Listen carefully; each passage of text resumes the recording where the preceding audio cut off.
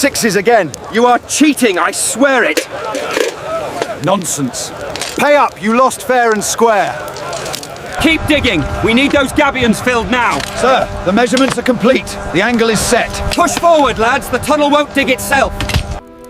Imagine a landscape stitched together from castles and clustered towns, where rivers are the great highways and forests hold more stories than maps.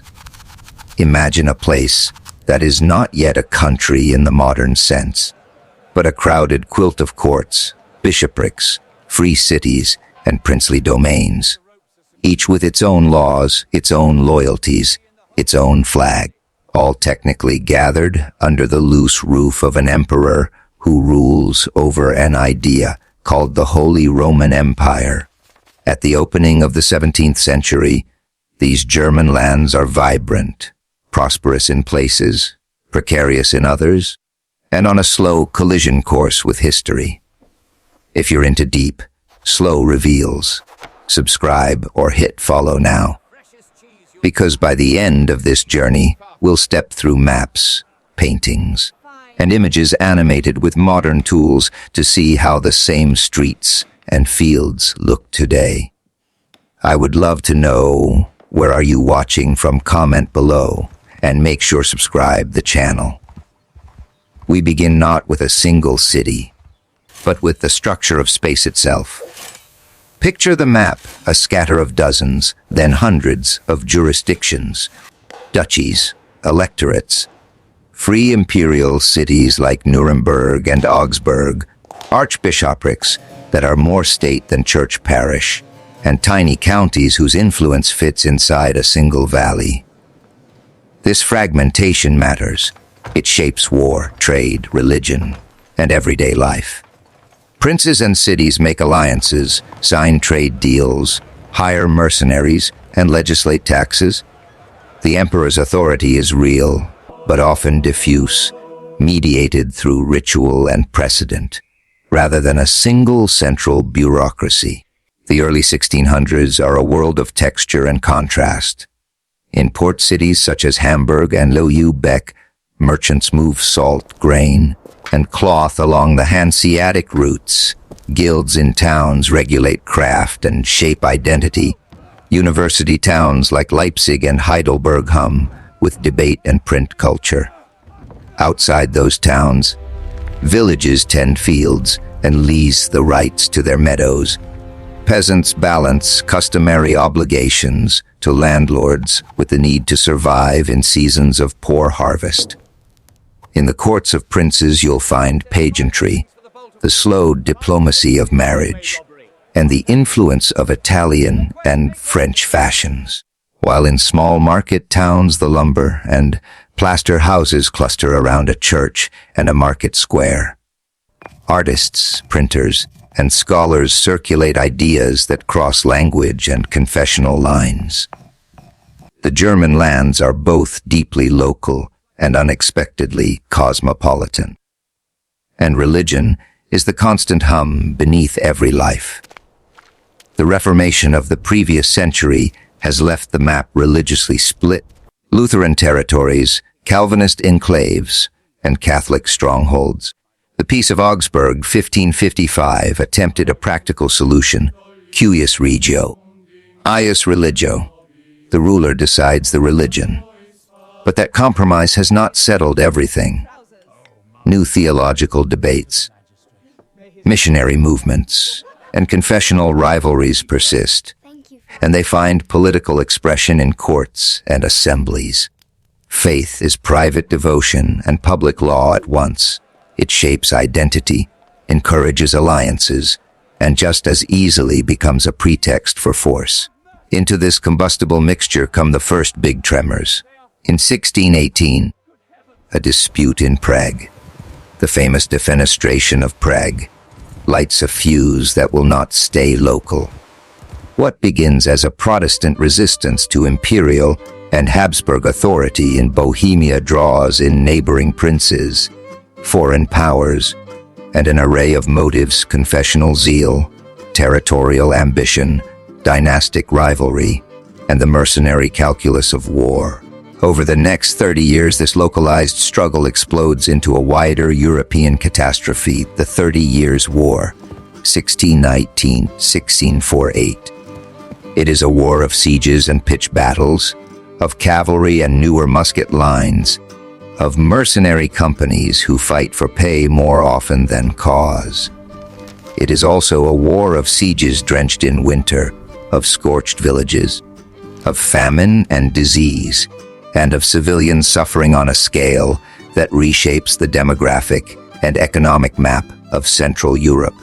To understand how the war feels, imagine a small market town with a bell tower and a weekly market. One season a regiment arrives and sets up camp in the meadow. They drink the town's beer, requisition the grain, and quarter their horses in barns.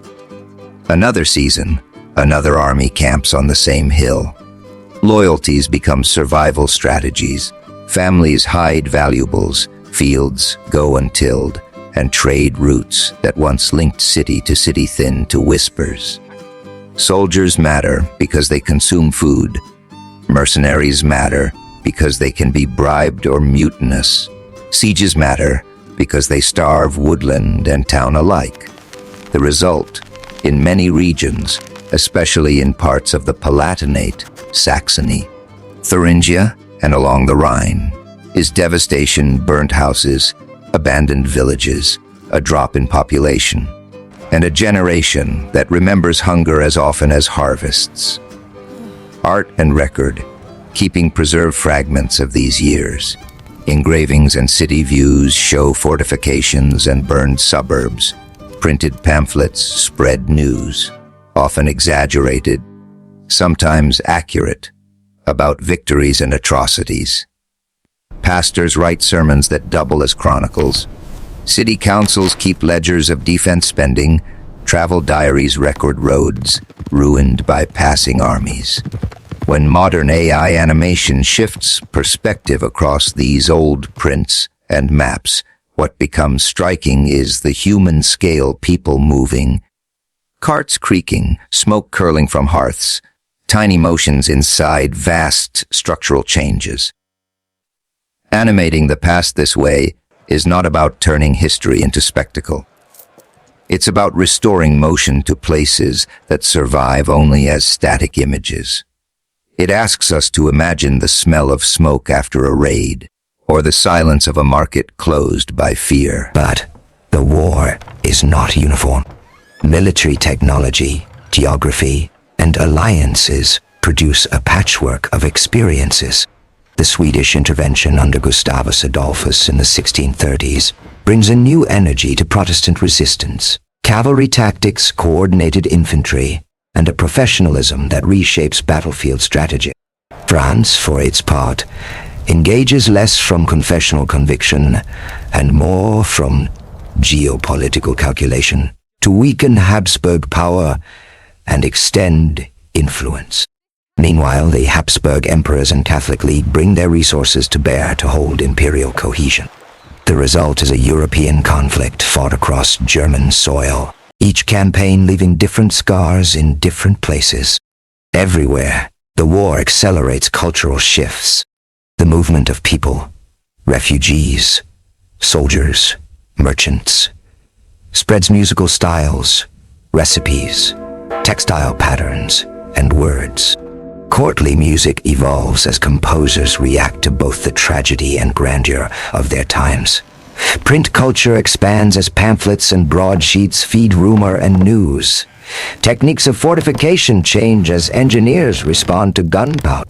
Witch hunts and trials also spike in some regions, a grim social reaction where fear searches for an explanation and targets the vulnerable. The moral panic of the age is a mirror to the political panic that terraces the land. These are not incidental details, but part of the warp and weft of daily life in a century where continuity and rupture are constant companions. We should pause here for a breath and a specific view. Take the Rhine Valley. Towns like Mainz and Cologne are nodes of trade and ecclesiastical power. They are also strategic bottlenecks armies covet. Control the bridges, You control supply lines. Imagine animating an early 17th century engraving of a Rhine town. The river broad and busy, barges stacking goods. Then, through parallax and camera pull, you push into the bridge where soldiers march, and the viewer feels the town's vulnerability as a tactical fact. That kind of visual pivot, from atlas to human face, is what brings the past out of flat lines and into feeling. We end this first part where the war itself begins to find its limits. After decades of conflict, exhausted bellies, crippled treasuries, and the slow calculus of exhausted rulers, negotiators begin to gather in Westphalian towns, Münster and Osnabrück, to translate exhaustion into terms.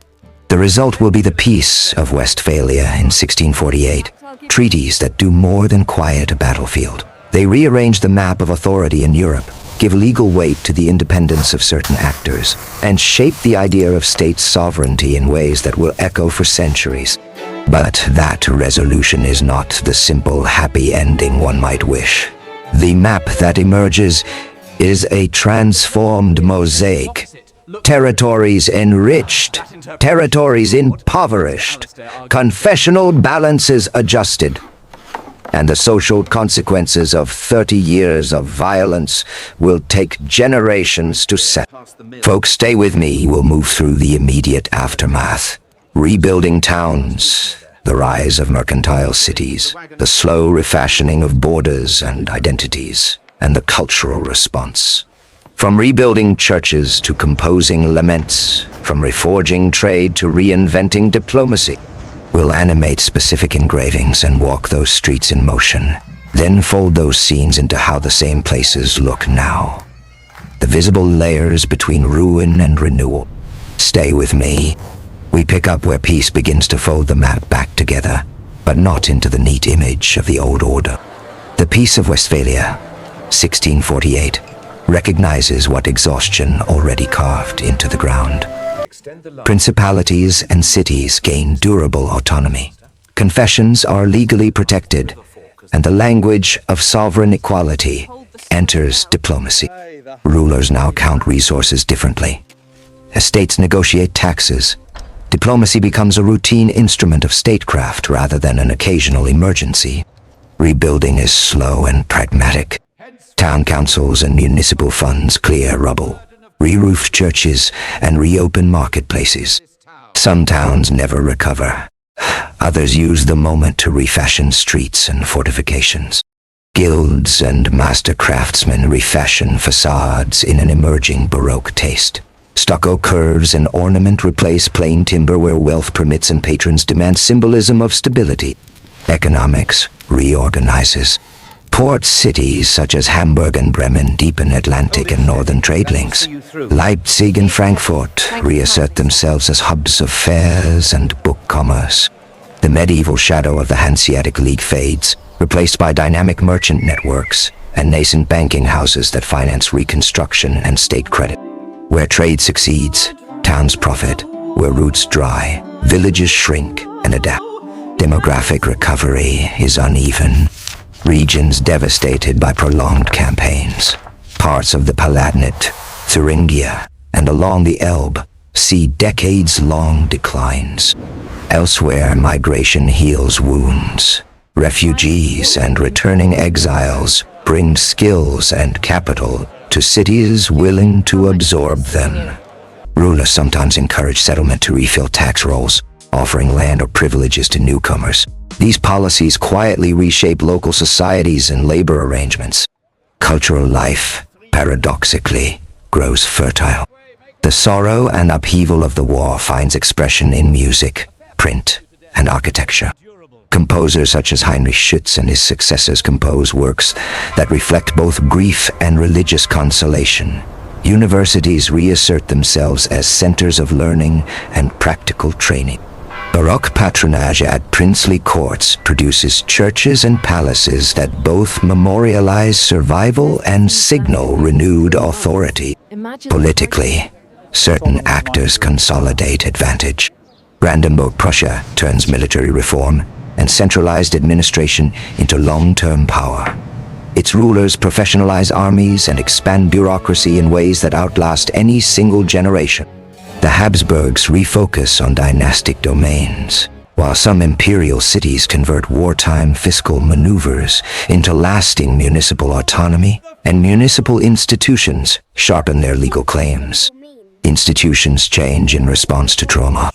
Town statutes limit arbitrary quartering. Councils codify emergency provisions. Legal practices evolve to better manage requisition and pay for troops. These reforms make later conflicts different in character. Wars remain costly, but they become subject to negotiation, contracts, and fiscal discipline rather than pure plunder. Let us animate a few places and carry them forward. Magdeburg, shattered by the 1631 sack, lived as an image of ruin. Later engravings and rebuilding turn it into a city of layered memory, where new civic architecture sits atop older scars. Leipzig, whose fairs and presses predated the war, redeploys its commerce into a cultural foothold that later nurtures Enlightenment exchange. The Rhine towns, Mainz and Cologne, retain strategic importance, their bridges and tolls remade for modern transport corridors, but still betraying the imprint of earlier conflict. Rivers remain central. The Rhine, Elbe, and Weser still direct goods and people. Land is a palimpsest. Romanesque foundations, Gothic spires, Baroque facades, and later industrial stone coexist. In some towns, Rothenburg ob der Tauber, Quedlinburg, medieval street plans survive, offering viewers today a sense of continuity. In capitals like Berlin and Dresden, Baroque and later styles announce rulers' ambitions and the long arc from fragmented principalities to centralized states. The century's political and economic shifts also seed later tensions. Credit networks and competition for overseas markets, together with the drive for standing armies, create structural patterns that European states will follow through the 18th century. Legal recognition of princes' autonomy after Westphalia makes the map more stable, and at the same time more divisible, because sovereign rights are now claims rulers will zealously protect. Across the landscape, memory finds varied forms: garden memorials, museum collections of prints and maps, repurposed fortresses that now host markets or exhibitions, and street names that keep old roots alive. Musical repertoires preserved in archives are performed again. Libraries protect pamphlets and chronicles that let us hear contemporaries' own words. When you stand in a rebuilt square or trace an old wall line with your finger, you are touching a living archive. Layers of suffering, improvisation, civic pride, and regeneration. For creators, a practical note: when animating after-war scenes, juxtapose ruin with repair. Show ruined roofs, then a time-lapse of scaffolding in new stone. Move from a burnt market to a reopened fair with new merchant stalls. Use parallax to move from map to street level. Anchor scenes with small human actions. A child running past a cart, a baker sweeping ash from a doorway, a bell tolling across years. Sound design should connect eras. A single bell motif or river ambience can carry the viewer from engraving to present day and make continuity felt. Now fold these scenes into the present. Walk the modern streets of Magdeburg or Leipzig, and you find traces, street patterns, the line of an old wall, a church rebuilt many times. Hamburg's port remains a hub. Cologne's cathedral still anchors the skyline. Potsdam's palaces speak to later royal projects born of administrative centralization. These are not museum pieces, but living cities built by layers of ruin, ambition, and reinvention. This two-part visual essay has tried to do more than recount events. It aimed to restore motion to static prints, to let maps breathe, and to suggest how ordinary lives, peasants, merchants, soldiers, priests, and artisans, experienced epochal change. The 1600s in the German lands are not a single narrative, but a braided set of stories: war and negotiation, collapse and rebuilding, local resilience and emergent statecraft. If this series helped you see history as a place to walk through, please subscribe and share. Tell me in the comments which town or episode you want animated next. I'll pick a few and publish a behind-the-scenes breakdown of sources, image prompts, and animation tricks. Thanks for traveling these streets with me. Until next time, listen for the bell that ties past and present together.